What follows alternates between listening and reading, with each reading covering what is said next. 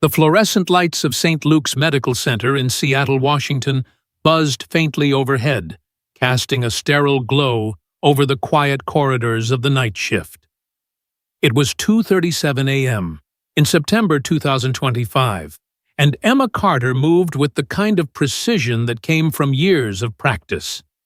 Her hands adjusting the IV drip in room 207 for the fourth time in 15 minutes.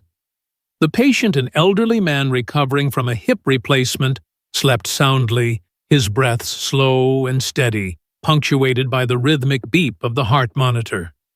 Emma's movements were economical, almost invisible as she checked his chart, noted his vitals, and ensured the drip was delivering the correct dosage of saline and pain medication. She was good at this, being a nurse, blending into the background, doing the work that kept patients alive, without drawing attention to herself. For 3 years, she'd perfected the art of invisibility, burying the part of her that had once thrived under pressure, under fire, in places where the stakes were life and death in the most literal sense. Room 207 was calm, the kind of calm she'd craved when she'd walked away from her past. But as she stepped into the hallway, the air shifted. A low hum of urgency rippled through the ward, the kind that nurses like Emma could sense before they saw it. A tightening in the atmosphere, a quickening of footsteps, a faint crackle from the overhead intercom. She glanced at her watch, then at the nurse's station where her colleague Maria was already on the phone, her voice clipped and professional.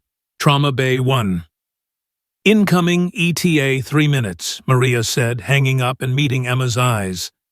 Motorcycle accident. Bad one. They're saying multiple injuries, possible internal bleeding. Dr. Grayson's already down there. Emma nodded, her face a mask of calm efficiency, but her pulse quickened. Trauma Bay, and wasn't just any room. It was where the worst cases went, where split-second decisions meant the difference between a patient walking out or being wheeled to the morgue. She secured the chart in room 207, gave the IV one last check, and headed toward the elevator. Her sneakers silent on the polished floor. The hospital was a maze of corridors, but Emma navigated it like she'd been born to it. Her steps, quick but controlled her mind, already running through protocols, stabilize the patient, assess for hemorrhage, prep for surgery if needed. She'd done this 1,000 times or so. It felt, though, these days she did it as Nurse Carter, not the person she used to be. The elevator doors slid open and she stepped out into the controlled chaos of the emergency department. Nurses moved like a well-oiled machine, prepping trauma bays, pulling supplies, calling out orders. Dr. Paul Grayson, the chief of trauma surgery, stood at the center of it all, barking instructions with the confidence of a man who'd seen every kind of injury Seattle's streets could throw at him. He was in his late 40s with sharp eyes and a reputation for precision, though his arrogance sometimes grated on the staff. Emma respected him even if she kept her distance. Carter, you're on assist, Grayson called without looking up from his tablet, where he was reviewing the incoming patient's preliminary report. Get the trauma bay prepped, full surgical setup. This guy's a mess. Emma didn't respond. She didn't need to. She moved to Trauma Bay 1, her hands already pulling sterile drapes, checking the crash cart, ensuring the suction and monitors were ready. The doors to the bay swung open as the paramedics wheeled in the patient, their voices overlapping in a practiced cadence. Male, early 30s, motorcycle, crash, high-speed collision.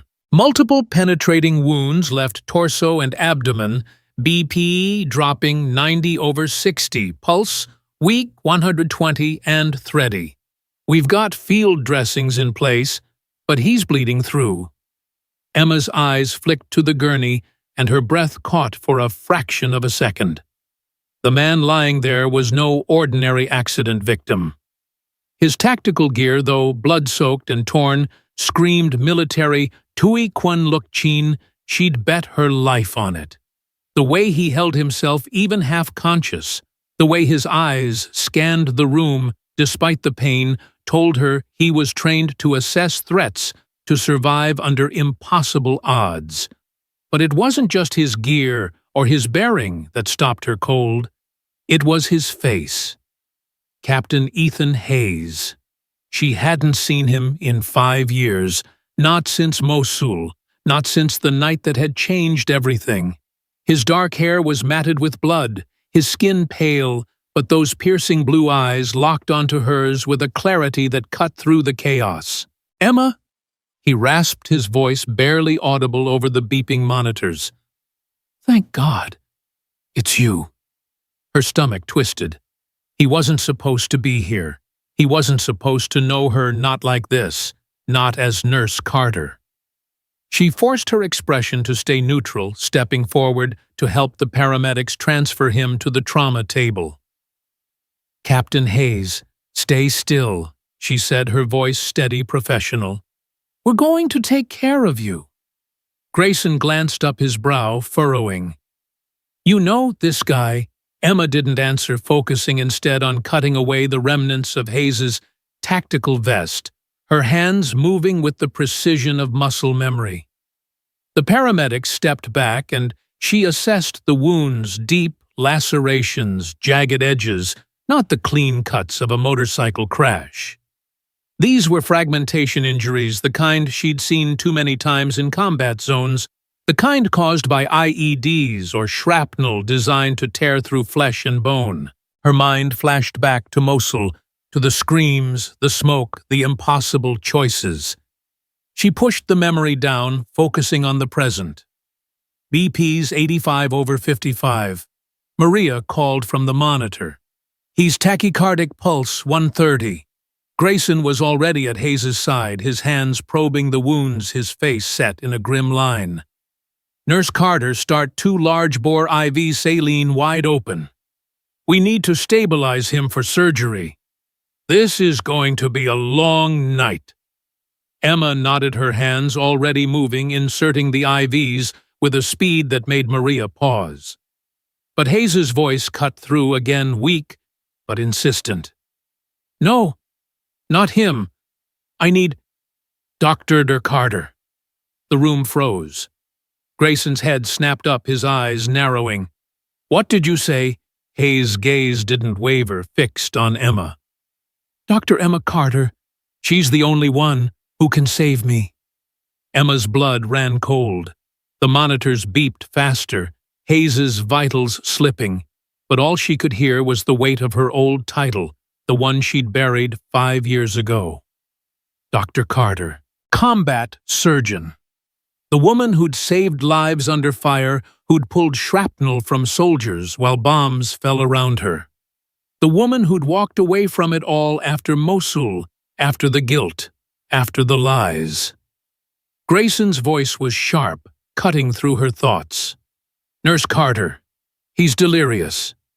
Blood loss, shock. Prep the sedation now." He turned back to Hayes, his tone firm. "Captain, I'm Dr. Paul Grayson, Chief of Trauma Surgery. I've got this. You're in good hands." Hayes's hand shot out, grabbing Grayson's wrist, with a strength that shouldn't have been possible. "You don't understand," he gasped.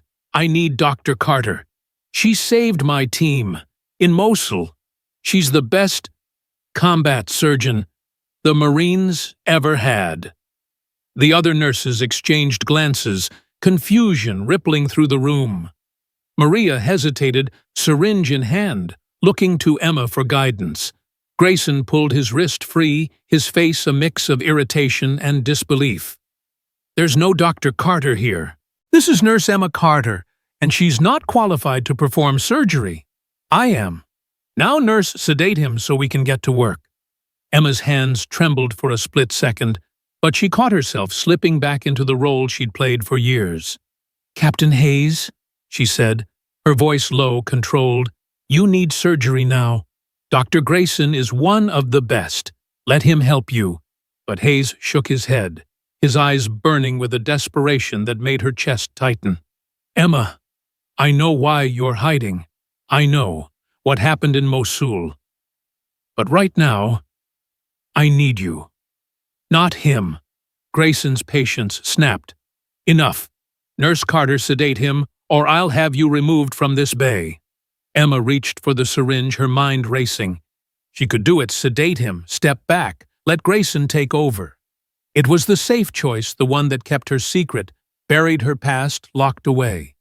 But then she looked at Hayes's wounds, again really looked. The fragmentation pattern wasn't random. She recognized it, jagged metal, likely from a Russian-made IED, the kind she'd seen in Iraq, the kind that left shards near vital organs waiting to shift and kill. She'd removed fragments like these dozens of times in tents under fire, with nothing but her hands and her instincts. Grayson was good, but he was a civilian surgeon. He wouldn't see the pattern, wouldn't know the risks. Dr. Grayson, she said, her voice quieter than she intended his injuries. They're not from a motorcycle crash. These are IED wounds, shrapnel likely near his liver and spleen. If you operate without accounting for the fragment pattern, he'll bleed out. Grayson stared at her, his expression shifting from annoyance to confusion. How the hell would you know that you're a nurse? Emma met Hayes's eyes, saw the trust there, the plea. He wasn't just a patient. He was a soldier who'd fought beside her, who'd trusted her to keep his team alive in Mosul. She couldn't let him die, not like this. Not because she was too afraid to be who she'd once been. Because I've seen this before, she said, her voice steady now. In Iraq. In combat. Those fragments aren't stable. If they shift during surgery, they'll puncture something vital. You need to adjust the approach, keep him at a 30-degree angle to minimize movement. Grayson's eyes narrowed. You're diagnosing now based on what your nursing degree? Hayes coughed, blood flecking his lips, his voice barely a whisper. She's not just a nurse. She's Dr. Emma Carter. Saved 38 lives in combat. She's the only one who can do this. The room went silent, the weight of his words hanging in the air. Maria stepped back, her eyes wide. The residents who had been prepping instruments froze, their hands hovering over the trays.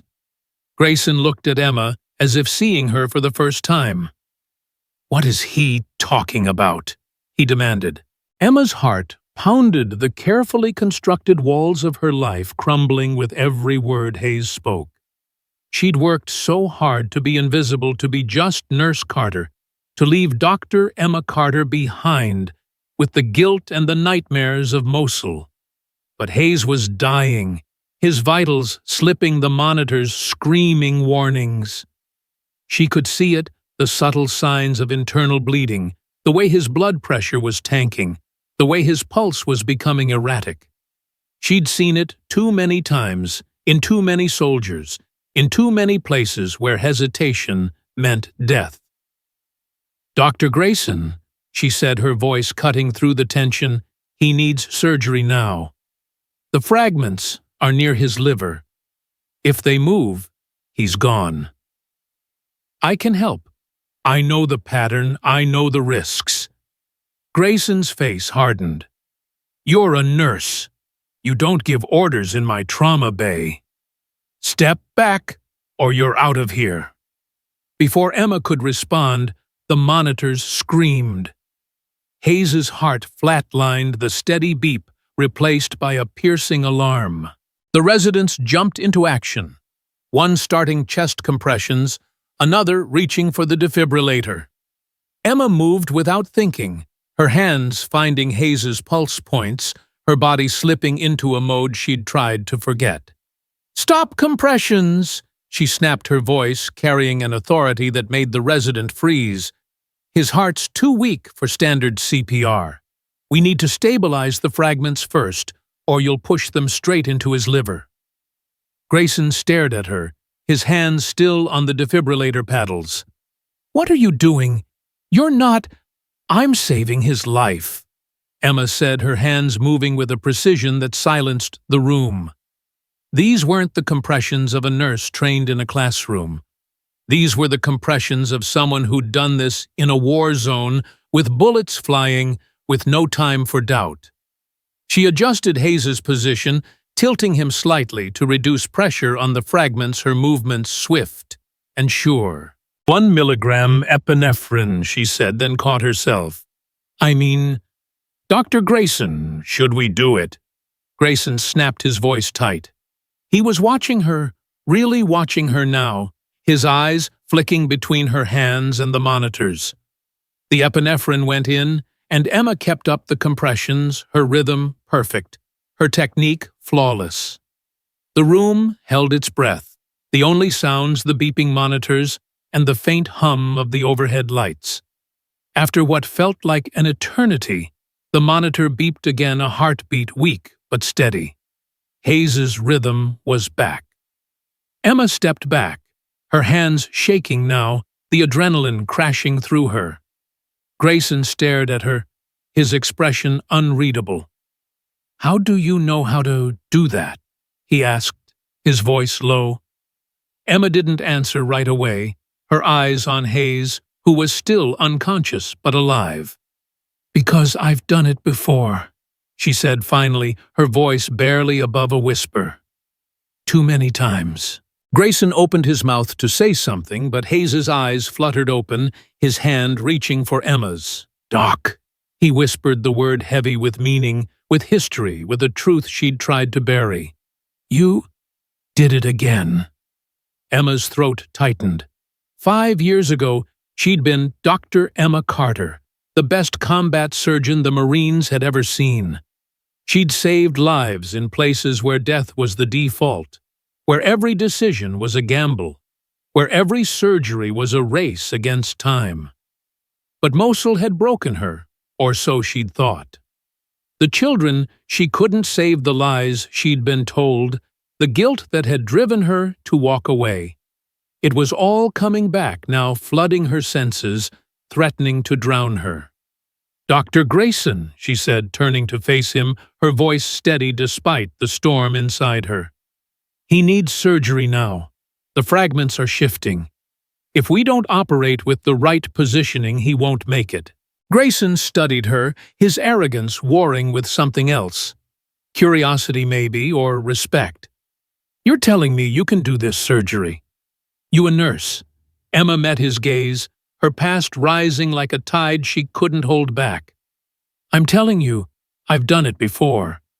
In Iraq. In Syria. In places you've never been. I know how to save him. Hayes's voice came again, weaker now. She's Dr. Carter. Trust her. The monitors beeped, Hayes's vitals slipping again. Grayson looked between them, his jaw tight, his mind racing. Finally, he nodded just once. Prep or two, he said, his voice clipped. Nurse Carter, you're assisting. But you'd better know what you're doing. Emma nodded, her hands already moving, her mind shifting into the mode she'd tried to forget, the mode of a combat surgeon, where every second mattered, where every choice was life or death. As they wheeled Hayes toward the operating room, she felt the weight of her past settle over her, heavy but familiar. For 3 years, she'd been Nurse Emma Carter, safe, quiet, invisible. But tonight, in Trauma Bay 1, with a soldier's life on the line, Dr. Emma Carter was back, whether she was ready or not. The sterile scent of antiseptic lingered in the air as Emma Carter stepped out of Trauma Bay 1, her hands still trembling from the adrenaline of saving Captain Ethan Hayes. The clock on the wall read 3:15 a.m., and the halls of St. Luke's Medical Center in Seattle were quieter now, the chaos of the emergency momentarily subdued. But inside Emma, a storm was brewing. For 3 years, she'd buried her past, locked away the title of Dr. Emma Carter Combat Surgeon, and built a life as a nurse, steady, predictable, invisible. Now, in one fleeting moment, Ethan's words had ripped that carefully constructed facade to shreds. Dr. Carter, he'd called her, his voice weak but certain, and the weight of that title had crashed over her like a tidal wave. She leaned against the wall outside the trauma bay, her breath shallow, her mind racing back to Mosul, to the night that had changed everything. The screams of the wounded, the acrid smoke of a bombed-out hospital, the impossible choices she'd thought she'd left it all behind. But Ethan's presence, his insistence that she was the only one who could save him, had dragged it all back to the surface. She closed her eyes, trying to steady herself, but the memories were relentless, blood-soaked sand, the weight of a scalpel in her hand, the faces of the children she couldn't save. Nurse Carter. A sharp voice cut through her thoughts. Emma opened her eyes to find Dr. Paul Grayson standing in front of her. His arms crossed, his expression a mix of suspicion and curiosity. "We need to talk. Now."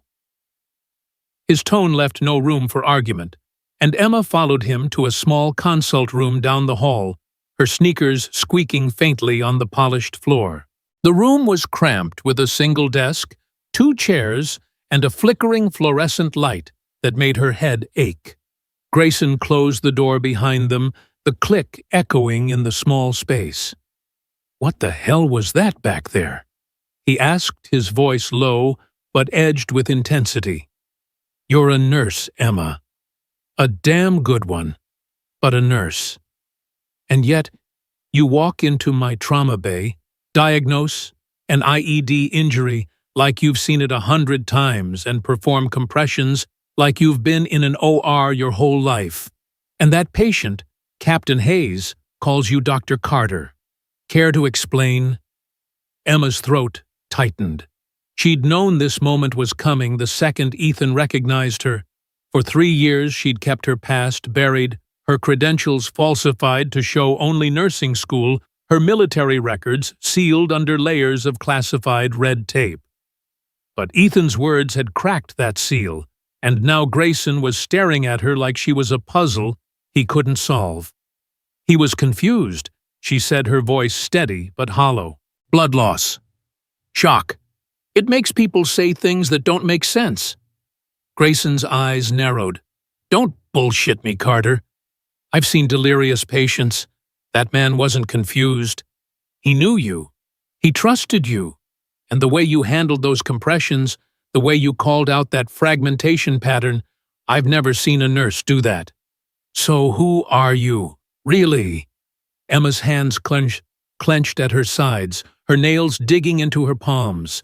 She could lie double down, keep the mask in place, but the truth was clawing its way out, and she wasn't sure she could stop it.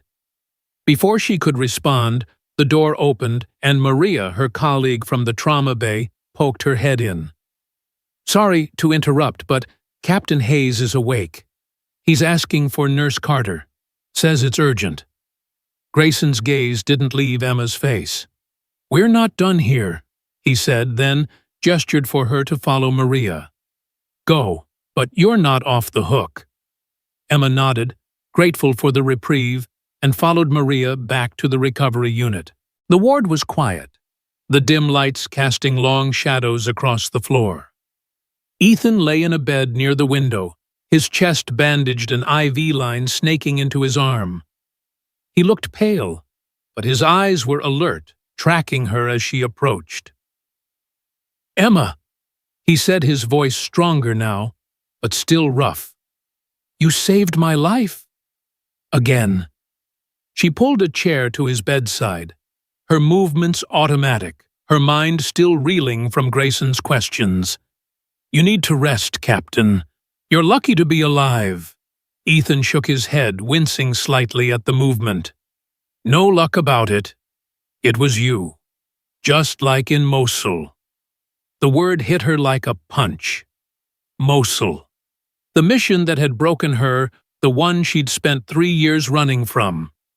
She leaned forward, her voice low. "Ethan, you can't say things like that. Not here. Not now." But his eyes were steady, unwavering. "You think you can hide forever? You're Dr. Emma Carter, the best combat surgeon the Marines ever had. You saved my team in Mosul, me, Ramirez, Jackson, all of us. And you saved me tonight. Why are you pretending to be someone you're not? Emma's chest tightened, the memories flooding back. Mosul 2020. A field hospital under siege, insurgents bombing the perimeter, patients pouring in faster than she could triage. She'd been a marine surgeon then, working in a tent with flickering lights and dwindling supplies. The attack had come without warning, an IED hidden in a civilian truck detonating outside a school. 42 casualties, mostly children, had been brought to her, their bodies torn by shrapnel, their screams echoing in her nightmares. She'd saved 39 of them, working through the night with bullets flying, but 3 had died, 2 children and a teacher, their injuries too severe, her resources too limited. The guilt had been crushing, but worse was the aftermath. The whispers that she'd made the wrong calls, the official reports that pinned the deaths on her, the quiet sidelining of her career. She'd left the Marines a year later, convinced she'd failed, convinced she wasn't good enough. "I'm not that person anymore," she said quietly, her voice barely above a whisper. "I'm a nurse now. I help people. I don't make those kinds of decisions anymore." Ethan's hand reached for hers, his grip weak but firm. "You didn't fail in Mosul, Emma. You were set up." Her breath caught her eyes snapping to his. "What are you talking about?" He glanced around, ensuring no one was close enough to hear, then reached under his pillow, pulling out a small, battered envelope. "I've been carrying this for 2 years, he said, his voice low. "Classified documents. Took me months to get them, and even longer to get clearance to show you. Read them." Emma's hands shook as she opened the envelope. Inside were military reports, emails, mission briefings, all marked with red stamps screaming, "Classified." She scanned the pages, her heart pounding as the words sank in. Intelligence reports from Mosul dated a week before the attack, detailing a known insurgent plan to target the school. Orders from high-ranking officers to withhold that intelligence from her field hospital. Memos discussing her problematic success rate, her disruptive presence as a female surgeon, outshining her male counterparts. And a final note buried in the fine print, a recommendation to place Dr. Emma Carter in an untenable situation to neutralize her influence. She stared at the papers, her vision blurring. "They knew," she whispered. "They knew the attack was coming, and they didn't tell me." Ethan nodded, his face grim. "They wanted you to fail, Emma. You were too good, too decorated. A woman surgeon saving more lives than the men with twice your rank. It made people uncomfortable. So they set you up, sent you into that hellhole with no warning, no resources. You saved 39 people that night. That's a miracle, not a failure." Emma's hands clenched around the documents, her mind reeling. For 3 years, she'd carried the weight of those 3 deaths, blaming herself for every wrong choice, every second she hadn't been fast enough. She'd walked away from surgery, from her career, because she'd believed she wasn't good enough. And now here was proof that it had all been a lie, orchestrated by men who saw her talent as a threat. "Why didn't you tell me sooner?" she asked, her voice breaking. "I tried," Ethan said. "After Mosul, you disappeared. Changed your name, your credentials. It took me years to track you down. When I got hit tonight, I didn't know I'd end up here, but when I saw you, I knew it was my chance to set things right." Emma stood pacing the small space beside his bed, the documents clutched in her hand. I can't just go back to being her. Dr. Carter, she's gone. I'm a nurse now. I don't make life or death decisions anymore. I don't carry that weight." Ethan's eyes softened, but his voice was firm. "You carried that weight tonight, and you saved my life. You're still her, Emma, whether you want to be or not.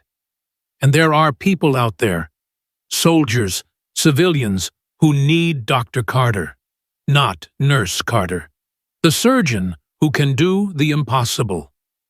Before she could respond, the door swung open and Grayson stepped in, his face a storm of frustration and curiosity. "Nurse Carter, we're not done. I need answers. Now."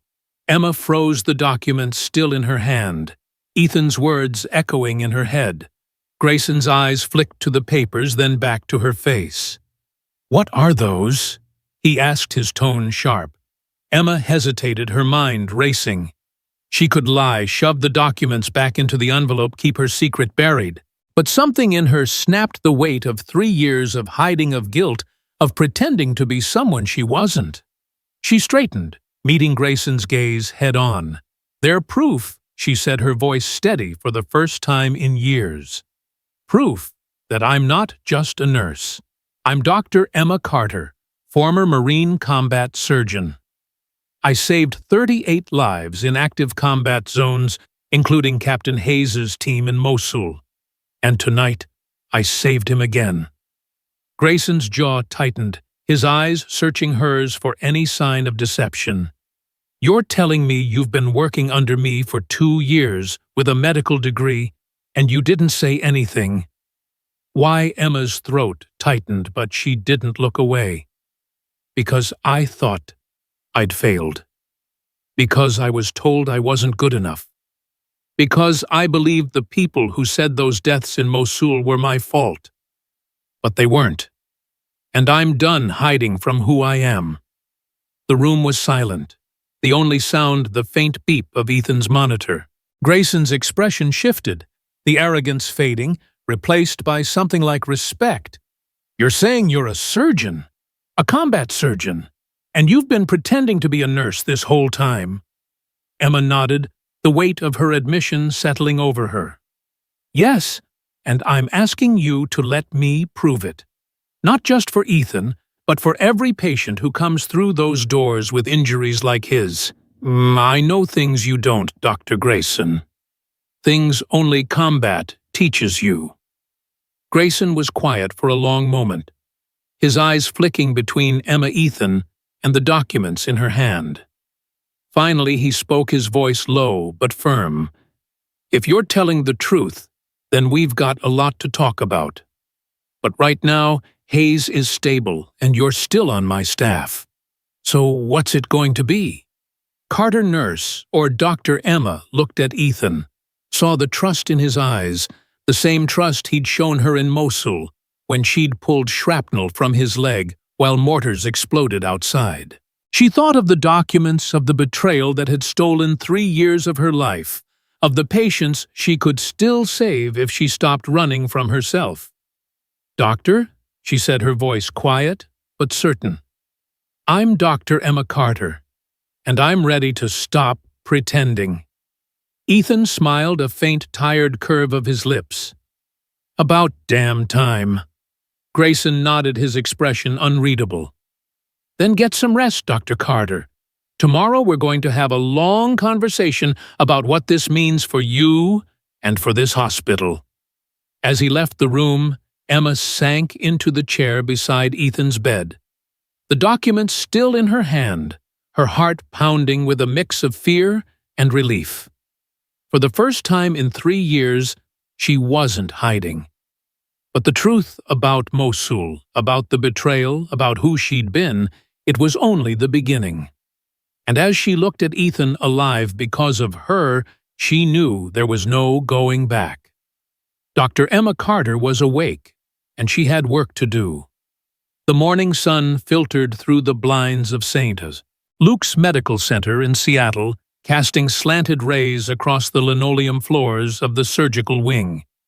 It was 7:45 a.m., 3 days after Emma Carter had saved Captain Ethan Hayes in Trauma Bay 1, and the hospital was buzzing with a new kind of energy.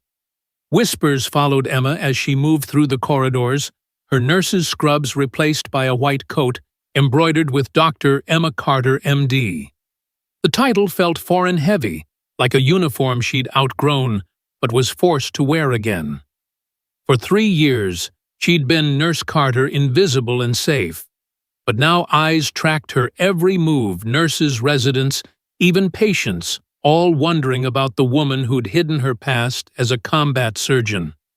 She'd spent the last 2 days in meetings with Dr. Paul Grayson and the hospital board, laying out a proposal for a new program, the Advanced Trauma and Combat Care Initiative, a training and treatment center for military personnel and high-risk civilian cases. It was ambitious, specialized equipment, military-grade protocols, a team of surgeons trained in combat medicine, but Emma knew it was necessary.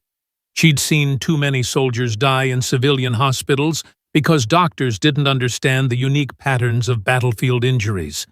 And she'd seen too many medics like herself broken by a system that punished excellence. Now, standing in her temporary office, a cramped room with a desk and a single window overlooking the Seattle skyline, she felt the weight of her decision to step back into her old life. The documents Ethan had given her, proof of the betrayal in Mosul, sat locked in a drawer, a reminder of why she was doing this. She wasn't just fighting for patients. She was fighting for herself, for the truth, for the chance to reclaim what had been stolen from her. Emma's phone buzzed, pulling her from her thoughts. A text from Grayson. Or 4 emergency case, 8 Euro AM. You're leading. Don't be late. Her stomach tightened. Leading a surgery wasn't new, she'd done it hundreds of times in combat zones. But this was different. This was St. Luke's, a civilian hospital with protocols and politics where every move would be scrutinized. She grabbed her stethoscope, checked her reflection in the window, and headed for the operating room. The halls were alive with the morning shift nurses calling out vitals, orderlies, pushing carts, the steady hum of a hospital waking up. As she passed the nurses' station, Maria caught her eye, offering a small, encouraging nod. "You've got this, Dr. Carter," she said, her voice warm but tinged with awe. Emma managed a tight smile, but inside she was bracing herself. The weight of her past was heavy, but the weight of proving herself again was heavier. Or 4 was prepped and waiting. When she arrived, the surgical team already in motion. The patient was a local firefighter, Michael Torres, 32, caught in a warehouse explosion during a 5-alarm blaze the night before. Shrapnel injuries, burns, possible internal bleeding. Another case that echoed the battlefield wounds she knew too well. Grayson stood by the monitors, his face unreadable as he reviewed Torres's scans. "Dr. Carter," he said, his tone formal, but not unkind. "This is your show. What's the plan?"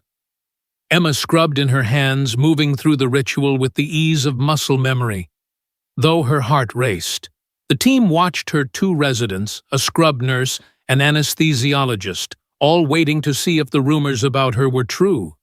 She stepped to the table, her eyes scanning Torres's injuries, jagged wounds across his abdomen, burns on his left arm, a fragment pattern that screamed improvised explosive device, though this time it was industrial debris, not a military bomb.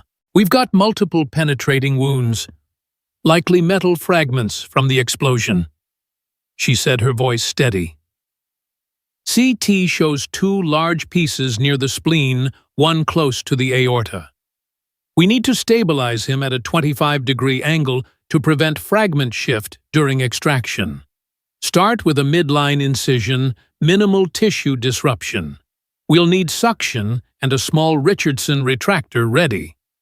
The residents exchanged glances, impressed but hesitant. Grayson nodded, stepping into the role of assistant without protest. "You heard her," he said. "Let's move." The surgery began, and Emma's world narrowed to the patient, the scalpel, the monitors. Her hands moved with a precision that silenced the room. Her incisions clean, her focus absolute. She'd done this under worse conditions, intense, with flickering lanterns, with mortars shaking the ground. But here, in a controlled OR with proper lighting and a full team, She felt almost invincible. The first fragment came out easily, a jagged piece of metal no bigger than a quarter, but the second was trickier, lodged dangerously close to the spleen. "Suction," she said, her voice calm but firm. The scrub nurse complied, and Emma worked with a delicacy that made Grayson lean closer, his eyes fixed on her technique. "You're isolating the fragment without touching the surrounding vessels," he said, almost to himself. "I've never seen that approach." Emma didn't respond, her focus unbroken. "It's a combat technique," she said, finally, as the fragment came free. "You learn to minimize movement when you're working with unstable shrapnel. One wrong twitch, and you lose the patient." The room was quiet. The only sounds the beep of the monitors and the faint hum of the ventilator. The final fragment, the one near the aorta, was the real challenge, large, irregularly shaped, pressing against the vessel wall with every heartbeat. Emma adjusted Torres's position slightly, her hands steady despite the stakes. "This one's the killer," she said, her voice low. "If it shifts, we'll have a massive hemorrhage. We need to extract it in one clean pull, no hesitation." Grayson nodded, his earlier skepticism replaced by something like respect. "Your call, Dr. Carter." She positioned her instruments, her breath slow and controlled, and made the extraction a single fluid motion that left the team holding their breath. The fragment came free, and the monitors held steady. No bleed, no complications. Torres's vitals strengthened his color, improving almost immediately. "Unbelievable," one of the residents whispered. Emma began closing her sutures precise, her hands never wavering. When she stepped back, the surgery complete, the room exhaled as one. Grayson followed her to the scrub room, his expression a mix of admiration and frustration. "That was extraordinary," he said, washing his hands beside her. "Where did you learn to operate like that? And don't give me some vague combat answer. I need details." Emma hesitated, the weight of her past pressing against her. 4 years in the Marines," she said finally. "Iraq, Syria, Afghanistan. I operated in forward surgical teams, sometimes in the middle of firefights. You learn to be fast, precise, and adaptable when every second counts." Grayson shook his head, water dripping from his hands. "And you walked away from that to be a nurse." Why? Emma's jaw tightened. "Because I thought I'd failed. Because I was told I'd failed." Mosul, 2020. A school bombing, 42 casualties, mostly kids. I saved 39, but 3 died. I was blamed, sidelined, made to believe it was my fault. So I left.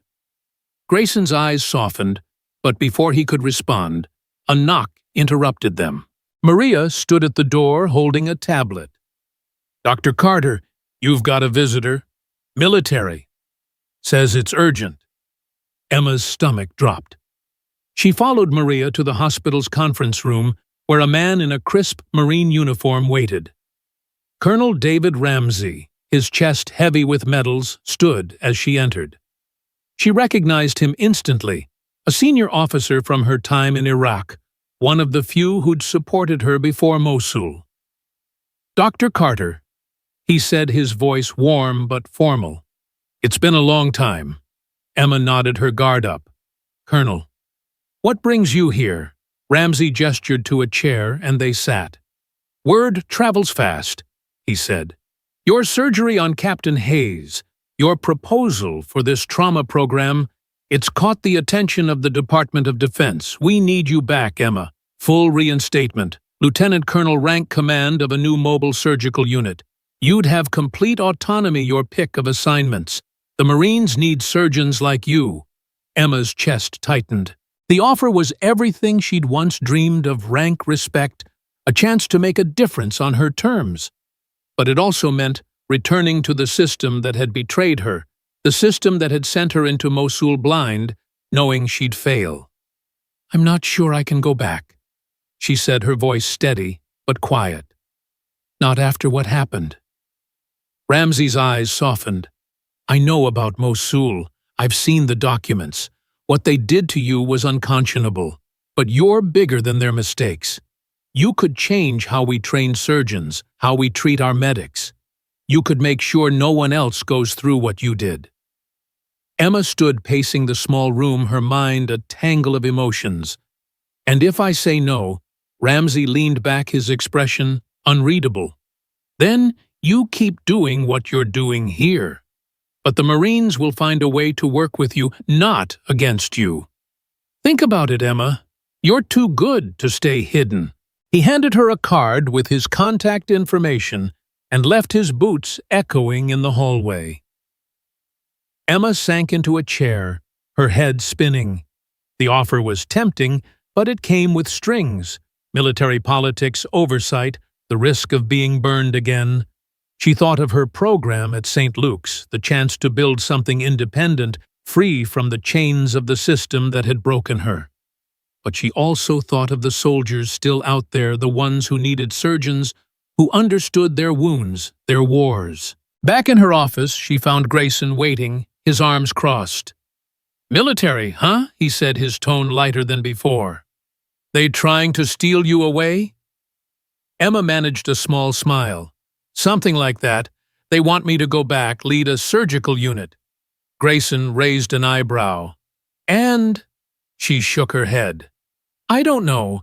I want to build this program here. Train doctors, save lives, without someone pulling strings behind my back. But the board's fighting me on funding, and half the staff still think I'm some kind of fraud." Grayson nodded, his expression thoughtful. "Then prove them wrong. That surgery on Torres, it's already making waves. The local news wants to do a story on you. The board's nervous, but they're listening. Keep doing what you did in there, and they'll have to back you." Emma looked out the window, the Seattle skyline stretching before her. For the first time in years, she felt a spark of purpose, a reason to fight. "I'm not going back to the Marines," she said, more to herself than to Grayson. "I'm staying here. This program, this hospital, it's where I can make a difference. No red tape, no agendas, just medicine." Grayson smiled, a rare, genuine smile. "Then let's make it happen, Dr. Carter. But you're going to need to deal with the press. And the board. They're not going to make this easy." Emma nodded, her resolve hardening. "Let them try to stop me." As she left the office, her phone buzzed again, a text from Ethan recovering in his room. "Heard about Torres. You're back, Doc. Don't let anyone tell you otherwise." She smiled, tucking the phone away. The road ahead was uncertain, but for the first time in years, Dr. Emma Carter wasn't running from her past. She was building her future, one surgery, one truth, one fight at a time. 6 months had passed since Emma Carter stepped back into the operating room as Dr. Carter and St. Luke's Medical Center in Seattle was no longer just a hospital, it was a beacon. The Advanced Trauma and Combat Care Initiative. Emma's brainchild had transformed into a national model, drawing attention from hospitals, military medical programs, and even international aid organizations. By March 2026, the program had saved 52 military personnel and 17 high-risk civilian patients, each case a testament to Emma's vision, a center where battlefield injuries met battlefield expertise, where lives that would have been lost in standard ORs were saved by techniques honed in war zones. Her office, once a cramped closet, was now a spacious corner room overlooking Puget Sound, its walls lined with commendations, medical journals, and a single framed photo of her Marine surgical team in Iraq, a reminder of where she'd come from. But the weight of her past still lingered, a shadow that never fully lifted.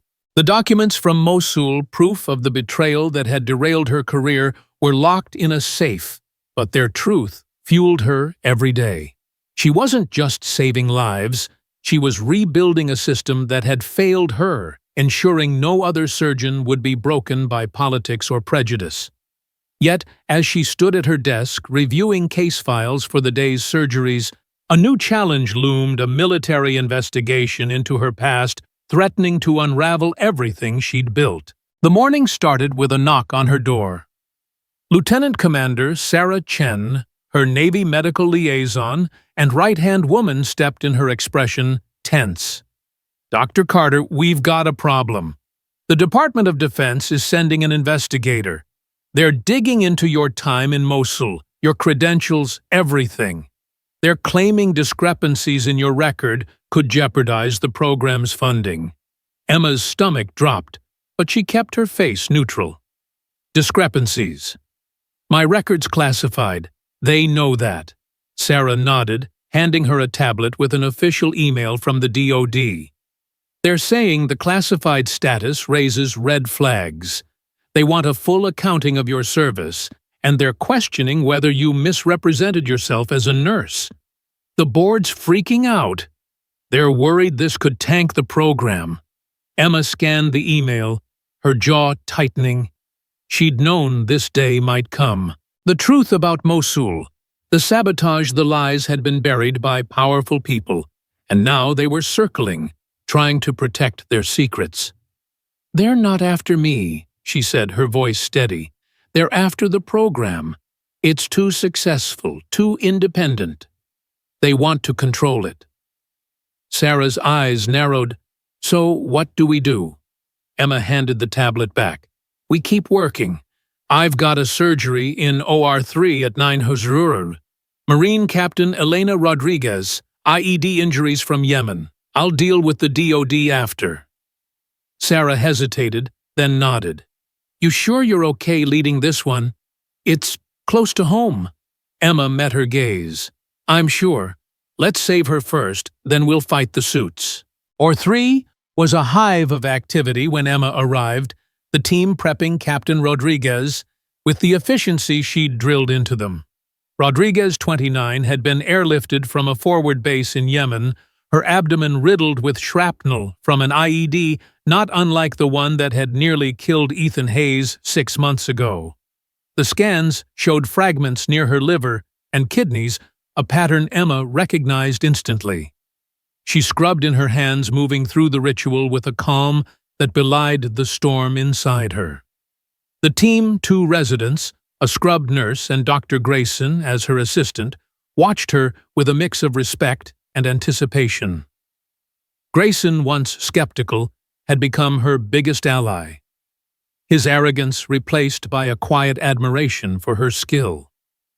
"Dr. Carter," he said as she stepped to the table, same approach as Torres, 25-degree angle, minimal incision. Emma nodded, her eyes on the monitors. "Exactly. The fragments are unstable. We need to extract them in sequence, smallest first, to avoid shifting the larger ones. Let's move." The surgery began, and Emma's world narrowed to the patient, the scalpel, the steady beep of the monitors. Her hands moved with a precision that made the residents pause, their notes forgotten, as they watched her work. The first fragment came out cleanly, a small piece of metal no bigger than a dime. The second was trickier, lodged against the kidney, but Emma's technique, honed in combat zones where hesitation meant death, was flawless. "Suction," she said, her voice calm, and the nurse complied instantly. Grayson leaned closer, his eyes following her every move. "You're isolating the fragment without disturbing the renal artery," he said, his voice low. "That's not in any textbook." Emma didn't look up. Textbooks don't cover operating in a tent with no power and incoming fire. You learn to adapt. The final fragment, the largest, sat dangerously close to Rodriguez's liver, its jagged edges threatening to tear the organ with every heartbeat. Emma adjusted the patient's position, her hands steady despite the stakes. "This one's the killer," she said. "One wrong move and we lose her. Ready the vascular clamps, just in case." The room held its breath as she worked her instruments, moving with a grace that seemed almost effortless. The fragment came free, and the monitors held steady. No bleed, no complications. Rodriguez's vitals strengthened, her color returning. Emma began closing her sutures, perfect, her focus unbroken. When she stepped back, the surgery complete, the team exhaled as one. "Jesus," one of the residents whispered. "That was unreal." Grayson met her eyes, his expression one of quiet pride. "You're rewriting how we do trauma, Dr. Carter." In the scrub room, as Emma washed her hands, Grayson lingered. "The DOD's coming for you," he said, his voice low. "You know that, right?" Emma nodded, drying her hands. "They're not coming for me. They're coming for what I represent, a system they can't control. But I'm not backing down." Grayson studied her, then nodded. "Good, because this program, what you're doing here, it's bigger than any of us. We've got your back." Emma managed a small smile, but the weight of the investigation pressed against her. She headed to her office, where Sarah was waiting with a young doctor, Lisa Nguyen, a recent addition to the program. Lisa, a former Army medic, had been recruited after losing a patient in Afghanistan and questioning her ability to operate. Her dark eyes were haunted, but there was a spark of determination. Emma recognized she'd seen it in herself years ago. "Dr. Carter." Lisa said, her voice tentative, "I wanted to talk before the DOD investigator gets here. I saw your surgery on Rodriguez. It was incredible. But I don't know if I can ever do that, not after what happened in Kabul." Emma sat across from her, the investigation momentarily forgotten. "What happened in Kabul?" Lisa's hands twisted in her lap. "A soldier, 22 shrapnel to the chest. I was the only surgeon on site, but I froze. He died because I wasn't fast enough, good enough. I can't stop seeing his face." Emma leaned forward, her voice gentle but firm. "Lisa, listen to me. The patients we lose, they stay with us. They always will. But they don't define us. They teach us. That soldier in Kabul. He's why you'll be better next time, why you'll save the next one. You don't get over the losses, but you learn to carry them, to let them make you stronger." Lisa's eyes filled with tears, but she nodded. "How do you do it? After Mosul, after everything, how do you keep going?" Emma thought of the documents, the betrayal, the years of guilt, because I realized the system that broke me doesn't get to win. I fight for the patients, for people like you, for the truth. And you will too. Their conversation was cut short by a knock. A man in a suit stood in the doorway, his badge identifying him as Major Daniel Pierce, DOD investigator. His face was stern, his eyes cold. "Dr. Emma Carter, I need to speak with you regarding your military service and the funding of this program." Emma stood, her resolve hardening. "Major Pierce, if you're here to dig up dirt, you're wasting your time. My record's classified and my program's saving lives. What exactly do you want?" Pierce's lips thinned. "There are questions about your credentials, your actions in Mosul, and whether this program violates military oversight protocols. I need full access to your records, and I need you to explain why you misrepresented yourself as a nurse." Emma's blood boiled, but she kept her voice steady. "I didn't misrepresent anything. My records are sealed because the DOD didn't want the truth about Mosul getting out. You want to talk about discrepancies?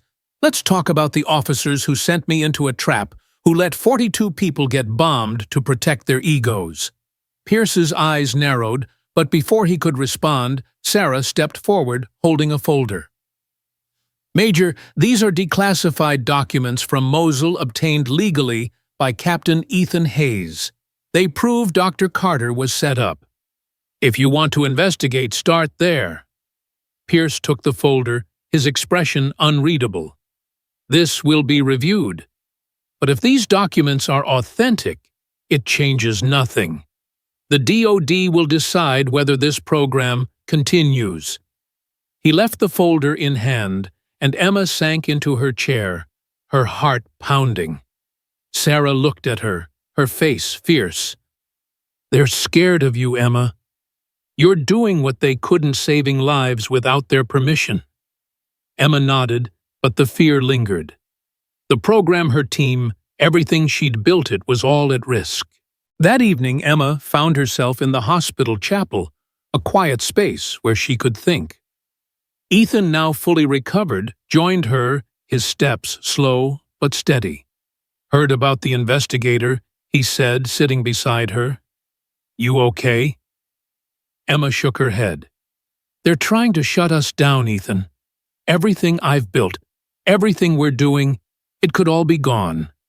He took her hand, his grip firm. They tried to break you once, and they failed. They won't win this time either. You're not just a surgeon, Emma. You're a symbol.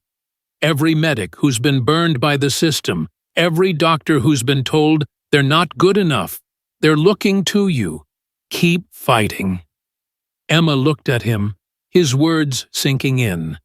She thought of Lisa, of Rodriguez, of the dozens of lives she'd saved in the past 6 months. She thought of Mosul, of the children she'd lost, and the truth that had set her free. You're right, she said, her voice steady. This isn't just about me. It's about them, Lisa Rodriguez. Every patient, every medic. I'm done letting the system win. Ethan smiled. That's the Dr. Carter I know. The next day, Emma stood before the hospital board, Pierce's investigation looming like a storm cloud. She laid out her case, the program's success, the lives saved, the training that was revolutionizing trauma care. She spoke of Mosul, of the betrayal, of the need to protect medics from a system that punished excellence. This program isn't just about medicine, she said, her voice ringing with conviction. It's about justice. It's about making sure no one else has to hide who they are because of politics or prejudice. I lost 3 years of my life to that system. I won't let it take this program too. The board was silent, their faces a mix of awe and uncertainty. Grayson stood beside her, his support unwavering. Dr. Carter's right, he said. This program is saving lives no one else can. If we lose it, we lose more than funding. We lose hope. The board promised a decision within the week, but Emma didn't wait. She returned to OR 3, where a new patient, a child injured in a car accident, waited. As she scrubbed in Lisa at her side, she felt a clarity she hadn't known in years. The patients she lost would always stay with her, but so would the ones she saved. And every surgery, every lesson, every fight was a step toward a world where medics like her could thrive. Emma's journey taught her and those around her that true strength lies in embracing your talents, even when the world tries to bury them. Failure, guilt, and betrayal can wound, but they don't define you. Your actions do. By fighting for her program, mentoring Lisa, and standing up to the DoD, Emma showed that adversity can forge purpose, that truth can overcome lies, and that one person's courage can inspire a generation. Her legacy wasn't just in the lives she saved, but in the system she was building, one where excellence was celebrated, not punished, and where every medic had a chance to shine. As she picked up the scalpel, Dr. Emma Carter knew she was exactly where she was meant to be, and the world would never forget it.